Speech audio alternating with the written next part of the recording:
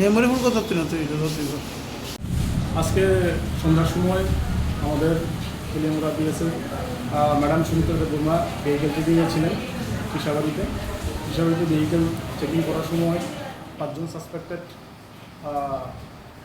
4 জন মহিলা 1 জন পুরুষ এদিক দিয়ে যাচ্ছিলেন। যাওয়ার সময় তাদেরকে সন্দেহভাবে আটক করে জিজ্ঞাসাবাদ করে এবং তাদের কথাবার্তায় অসংগঠতা লক্ষ্য করা যায়। তারপর চেকিং করার সময় তাদের ব্যাগ চেকিং করার সময় এখানে কন্ট্রাব্যান্ডস আইটেম গাঁজা এখান থেকে পাওয়া যায়। এখানে টোটাল 32 কেজি গাঁজা আমরা উদ্ধার করে এবং এটাকে বাজেয়াপ্ত করি। আর এটার বাজার মূল্য আনুমানিক 2 লক্ষ টাকার মতো।